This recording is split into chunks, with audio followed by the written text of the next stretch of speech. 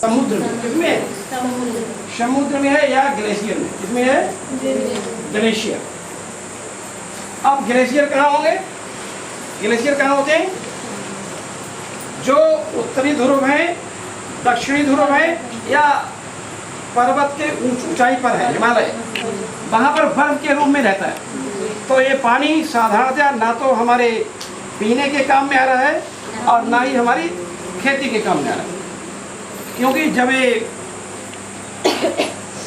गर्मी पड़ेगी और ये क्या होगा, ये पिघलेगा, तो जो ध्रुव वाला पानी है वो किस में चला जाता है? समुद्र में चला जाता है। और समुद्र का पानी कैसा है? खारा पानी है। तो समुद्र का पानी खारा होने की वजह से ना तो हम सिंचाई कर सकते हैं और पी सकते हैं, तो ये बेकार हो गया जी सर। तो सब तो पानी फिर कितना बचा हमारे पास? मात्र पानी बचा हुआ है तो 0.7। तो 97% तो पानी वहीं पर है। 97% तो हमारा यहाँ पर आ गया है। अगर 97.3% पानी यहाँ आ गया है तो पानी बचा है यहाँ पर हमारे पास 2.7। और देखने में तो बहुत पानी लग रहा था, वास्तव में पानी बहुत हुआ। अब ये 2.7% पानी भी है। ये पानी कुछ तो जमीन के नीचे है और ये पानी कुछ जमीन के ऊपर है। इसी के ऊपर हम और आप क्या है? जिंदा है नहीं।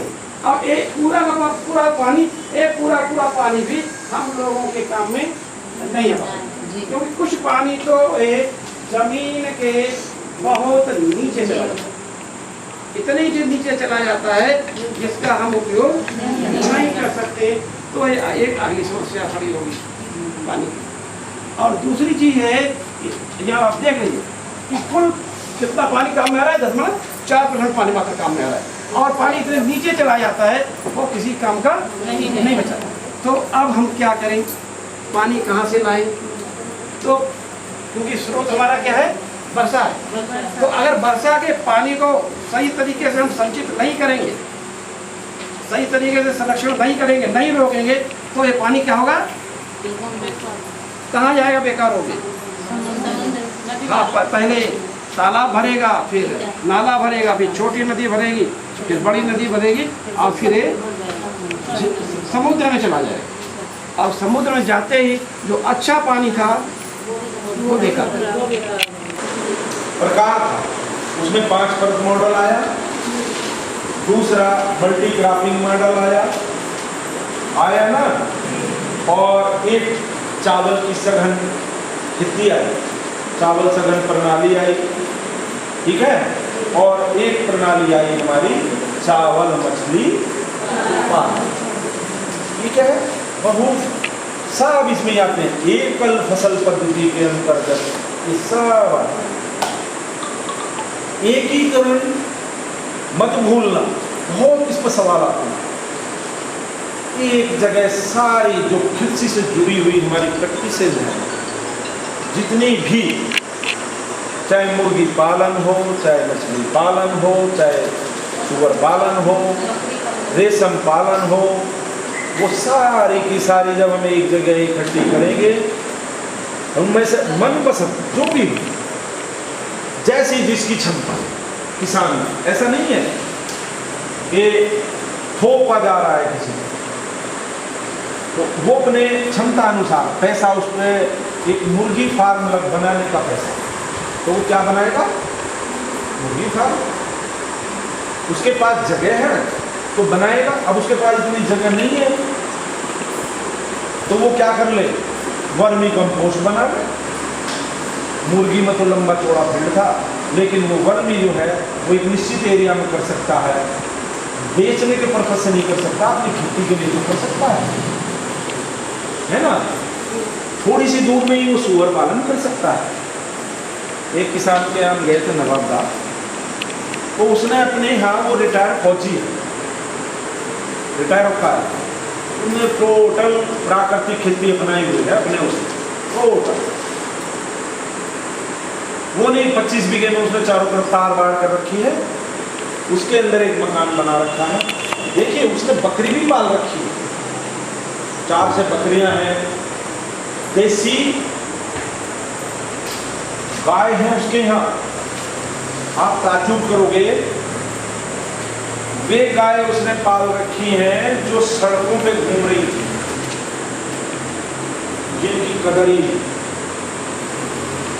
जिन्हें छोड़ दिया बच्चियों, उसने भी 4 पकड़ ली ऐसी ऐसी। और आज अगर उन्हें आप देखो ना, तो उनमें से 3 तो वो बताता है कि मैंने पकड़ ली थी और इनकी सेवा की, गाभन हो गई। डर हो के जो है फिर ऐसे करके यहाँ इकट्ठा होगा और नीचे चला जाता है। तो ये सब विधियाँ हैं, हमें ये सभी विधियों को हमें अपने खेत में अपने पानी संरक्षण के लिए करना पड़ेगा, तब हम पानी को बचा पाएंगे, अन्यथा हम पानी को नहीं बचा पाएंगे। इससे भी जो पानी जो है हमारा 0.4% पानी मात्र किसके लिए, पानी के लिए, शेष पानी जो हमारे लिए नहीं। और इसका भी 97% पानी कहाँ के लिए, खेती में कितना प्रयोग हो रहा है, 69%। और उसके बाद क्या में हो रहा है, उद्योग धंधों 23, और हमारे लिए कितना है, मात्र 8। तो सबसे ज़्यादा पानी की बचत हम कहाँ कर सकते हैं, खेती में। और प्राकृतिक खेती में इसलिए कहा गया है कि कम से कम पानी की हम लोग, कम से कम पानी क्या करेंगे, खर्च करेंगे।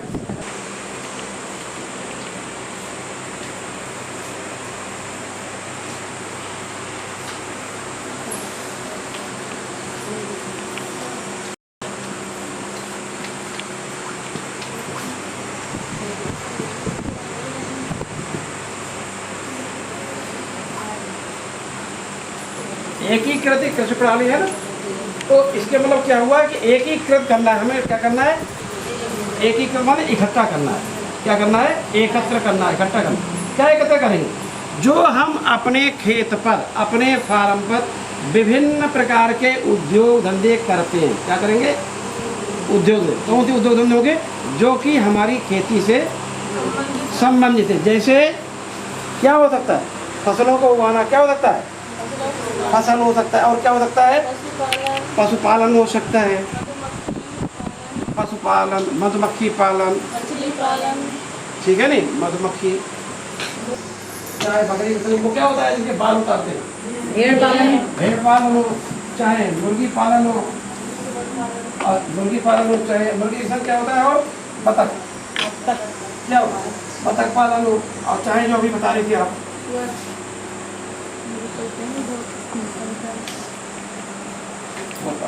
ये सब किसमें आ जाएंगे, पशुपालन के पार्ट है। जो भी जो करना चाहता हो, अगर कोई खाली फसल कर रहा है और नुकसान खत्म हो गई तो नुकसान हो जाए, लेकिन उसके साथ साथ अगर वो गौ पालन कर रहा है तो हमको कोई ना कोई लाभ मिलता रहे। लाभ क्या मिलेगा, दूध मिलता रहेगा, तो दूध जो है हम डेली बेच सकते हैं। और गौ पालन के साथ साथ अगर वो ये दोनों करने लगे, बकरी पालन भी करने लगे, तो एक अलग आय का साधन हो जाएगा। तो किसान भाई को करना क्या चाहिए, खाली फसल ना करके वो फसलों के साथ साथ अन्य उद्योग धंधे जो खेती से संबंधित है, जब उनको करते हैं एक साथ, तब वो क्या कहलाएगा, एकीकृत कृषि प्रणाली। आयोग में कुछ नहीं है, एक जो हमारे पशुपालन होता है, पशुपालन से क्या मिलेगा, गोबर मिले। उस गोबर को कहाँ डालते हैं, बायोगैस प्लांट होता है, इस प्लांट में डाल दिया, और प्लांट से फिर हमको क्या मिलेगी, गैस मिलेगी। क्या मिलती है, और इस गैस का हम लोग प्रयोग करते हैं घर का,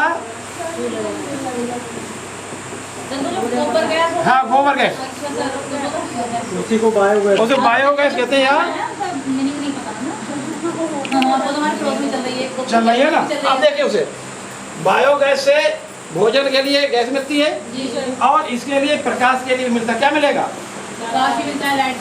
लाइट। वहाँ क्या देखा जाता है सर, हमने केचुए से खाद बनती है उसके बारे में। अच्छा जी वर्मी कंपोस्ट, जी वर्मी कंपोस्ट। और क्या क्या देखा जी, और क्या देखा वहाँ जाकर सर, वो जैसे किस तरह से बनाते हैं, क्या प्रक्रिया होती है, वो देखा जी, कैसे स्टार्टिंग करते हैं सारा कुछ। अच्छा, कैसे स्टार्टिंग करते हैं जी सर, पहले वो अपना गोबर इकट्ठा करते हैं, एक जैसे मतलब गड्ढे में पूरी बना समझ लो, ठीक है, 15 दिन के लिए वो गोबर इकट्ठा कर दिया, ठीक है। उसमें फिर जैसे फाली से कटिंग करते हैं, वो फिर गर्मी के लिए, गर्मी निकालने के लिए उसे काट दिया गोबर को, ठीक है। जब वो ठंडा हो जाएगा उसके बाद फिर एक जैसे वो बनाते हैं पन्नी बिछा करके, उसके ऊपर उसे बिछाते हैं, गोबर को बनाते हैं, गोबर फैला देते हैं, ठीक है।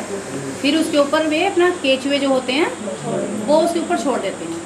फिर सुबह और शाम में उस पर पानी का छिड़काव करते हैं, सुबह और शाम, सुबह और शाम गर्मियों में। सर्दियों में सिर्फ तीसरे दिन करते हैं। प्राकृतिक खेती एक रासायन मुक्त खेती है और इसमें पौधे फसलें इसमें फसल, पेड़ पौधे और पशुधन की सहायता से प्राकृतिक खेती की जाती है। यही बताए हैं। अभी वर्तमान में हमें कौन सी खेती करते थे? यानी आधुनिक खेती। और तीसरा घना।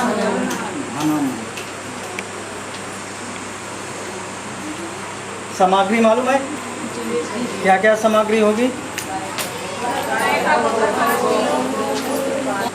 पर्यावरण सेम टू सेम यही हो जाएगा पूरा। अगर हम प्राकृतिक खेती करेंगे तो जमीन पशुओं से संबंधित जो भी गोबर गौमूत्र जो भी होगा, पेड़ पौधे से जो भी सड़ी गली पत्तियाँ होंगी, अगर हम उसका प्रयोग करेंगे, नेचुरली खाद का नहीं प्रयोग करेंगे तो हमारे फिर से हम पुनः हो सकते हैं।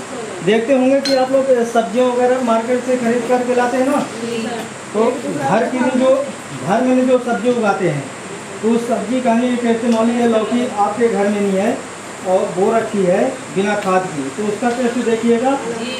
और जो मार्केट से खरीद करके कह देते नहीं कि पिंटू के पापा वो लौकी ले आना, वहाँ से नहीं, मार्केट से जा कर के सब्जी ले आना, तो उसको बना करके देखिएगा। एक तो वो समय बहुत लेगी पकने में, नहीं आधा से 1 घंटे, आधे घंटे सब्जी पकने में लग जाती है। और अगर घर की सब्जी है तो उसका टेस्ट देखिएगा कितनी मिठास रहेगी। इस बाल्टी में जो हमारा सबसे पहले हम पानी भरेंगे, पानी जो हमारा 20 लीटर है इसको बाल्टी में भर देंगे। भर दिया। अब एक पतला सा कपड़ा लेंगे, तो जो हमारा गोबर है 5 किलो उसकी पोटली बना लेंगे। हल्का बिल्कुल टाइट नहीं बांधना है, ढीला ढीला बांधना है।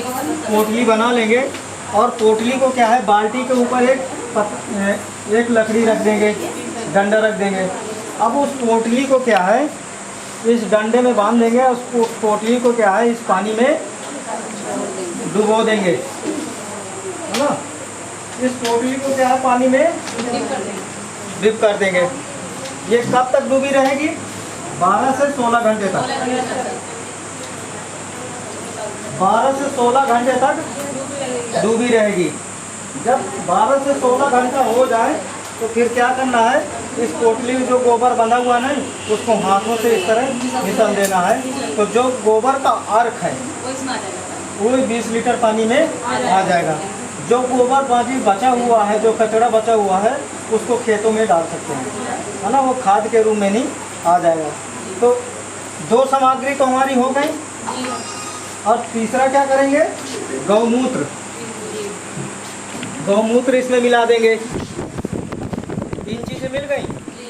चौथा क्या है? चूना। चूना भी इसको एक छोटा सा बर्तन ले लेंगे, उसको अच्छी तरह से मिला करके और इसमें मिला देंगे। मिलाने के बाद फिर एक चीज़ हमारी और बची, मिट्टी। 50 ग्राम जो क्रेशिंग मिट्टी है उसको भी इसमें ऐड कर देंगे। ऐड करने के बाद इसको सभी सामग्री को अच्छी तरह से डंडे के सहारे से मिला देंगे।